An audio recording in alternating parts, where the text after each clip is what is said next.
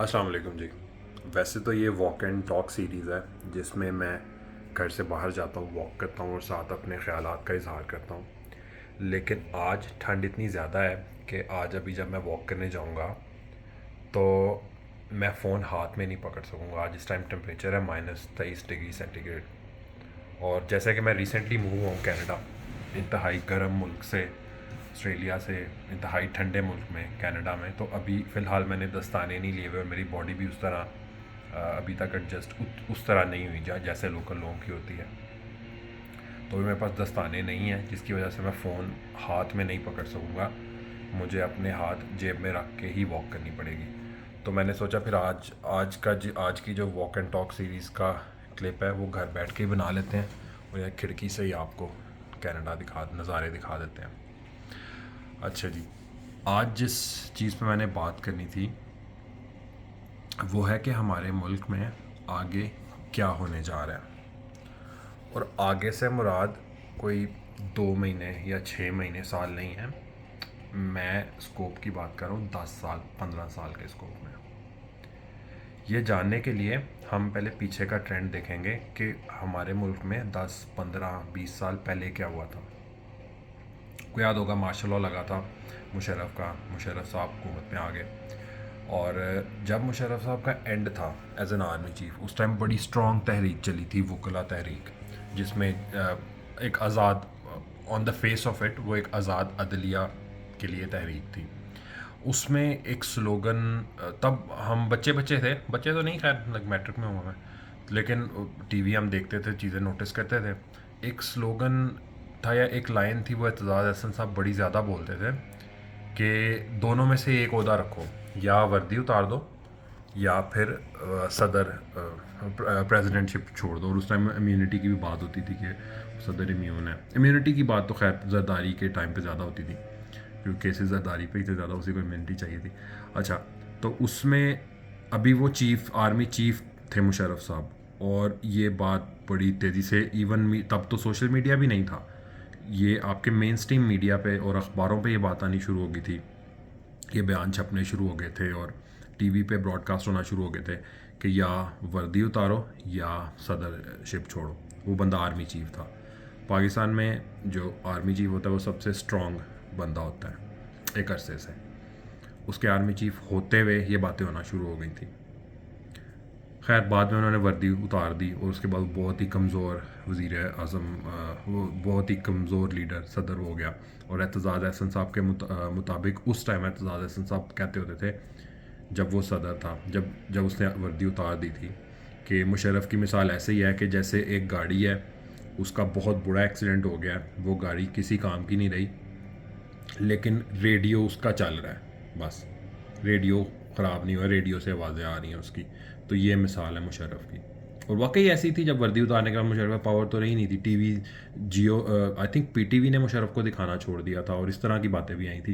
यानी बहुत बहुत बुरे हालात में मुशर्रफ ने हुकूमत छोड़ी थी और जाते ही उसके खिलाफ केस, नून लीग ने इवन सज़ा कराने की कोशिश भी की, उसकी रिहाइश गाह को सब जेल भी करार दिया गया। और ये बात हो रही है आर्मी चीफ की जिसने रिसेंटली अपनी वर्दी उतारी है।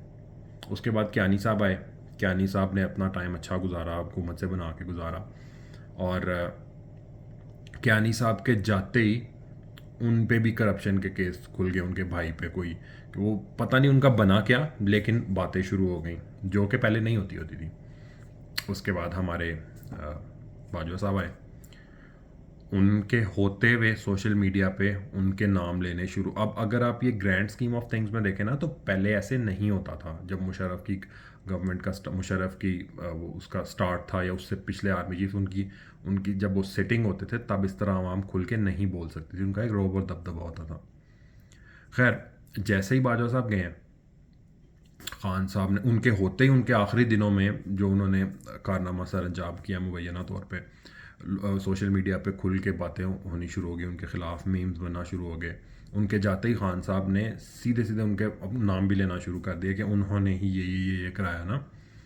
एंड अब वो अपने आप को, उनके पास कोई पावर नहीं है, वो अपने आप को किसी तरह दिफा नहीं कर सकते ना अपने आप को। अब उनका यही है कि वो मतलब लाइमलाइट से दूर रहे, ठीक है। उनके पास कोई कोई आईएसपी उनको डिफेंड नहीं करेगी, कोई उनके पास एज इन कंक्रीट पावर नहीं है जिससे वो काउंटर कर सके इन चीज़ों को।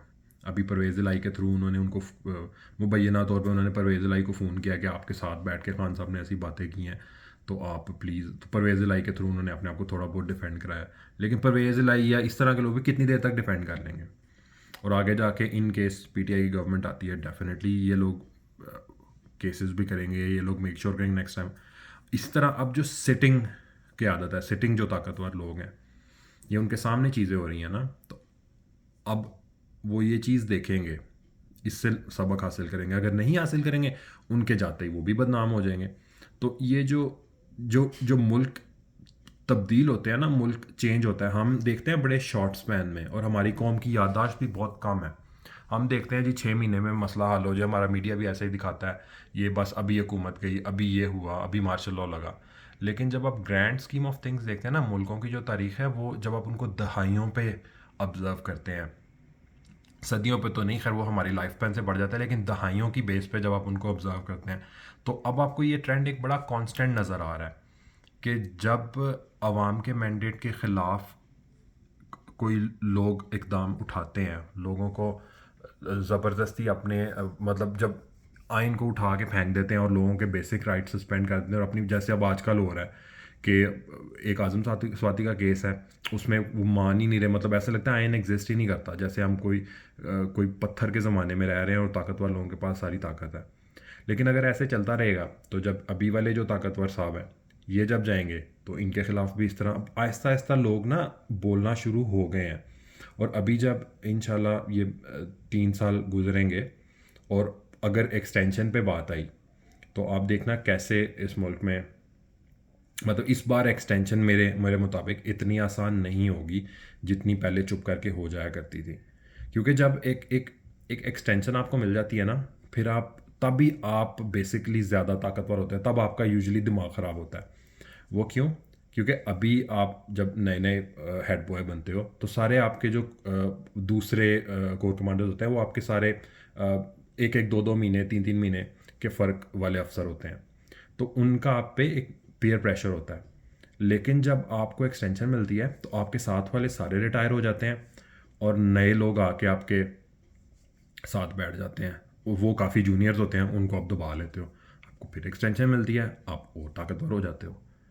तो एक तो अगर ये एक्सटेंशन मिलने का काम ख़त्म हो जाए, वो भी आहिस्ता आहिस्ता हो जाएगा। और दूसरा ये कि अब ओवरऑल इदारे में भी और लोगों में भी इस चीज़ को लोग बुरा समझना शुरू हो गए हैं। पहले ये होता था कि ये जिसको एक्सपोज करते थे, नैब के केस डालते थे, वीडियोस निकालते थे, लोग विक्टिम को बुरा कहते थे। अब लोगों ने, ये बड़ी अच्छी चीज़ हुई है हमारे मुल्क में, लोगों ने विक्टिम ब्लेमिंग कम कर दी। आज़म स्वाति को किसी ने नहीं कहा तुम्हारी वीडियोस लीक हुई हैं, या इवन वो जो असद उमर साहब के भाई हैं ज़ुबैर उमर, उनकी वीडियोस लीक हुई थी, उनको किसी ने नहीं कहा कि तुमने ये क्या किया। लोगों ने लीक करने वालों को कहा कि भाई तुम ये तुम्हारा काम ये है, ये किन चक्करों में तुम लोग पड़े हुए हो। तो ग्रैंड स्कीम ऑफ थिंग्स में मुझे लगता है कि हमारा, और फिर खान साहब का जो खान साहब का ये जो टाइम गुजरा है ना, पिछले स्पेशली पिछले 4 से 6 साल का, इसमें हमारी कौम को कह लें कि एक स्टीरॉयड का एक बूस्ट मिला है, हमारी कौम को कौम बनने में। आहिस्ता आहिस्ता तो बन ही रही थी, जब ये लोग बदनाम हो रहे थे उल्टे काम करने के बाद। लेकिन खान साहब के 4 से 6 महीने में, 4 से 6 साल में हमारी कौम को एक ये बूस्ट मिला है, जिसके बाद अब इन्होंने एक तरह ये भी फैसला किया हुआ है कि अब खुदा ना खास्ता इन्होंने मरवा देना खान साहब को। खान साहब की वैसे भी उम्र 70 70 80 के दरमियान है। कितना मतलब और होंगे, मतलब फिज़िकली बंदा 80 85 80 90 के बाद बंदा फिज़िक, जैसे महातिर मोहम्मद साहब थे, वो 100 के करीब थे, और वो एक लीडर थे। लेकिन फिज़िकली हमें, मतलब ऑब्जेक्टिवली देखें, कितनी देर रहेंगे खान साहब हमारे साथ। वैसे तो ज़िंदगी मौत का किसी को नहीं पता होता, लेकिन अगर आप ऑब्जेक्टिवली देखें कितनी देर रहेंगे हमारे साथ।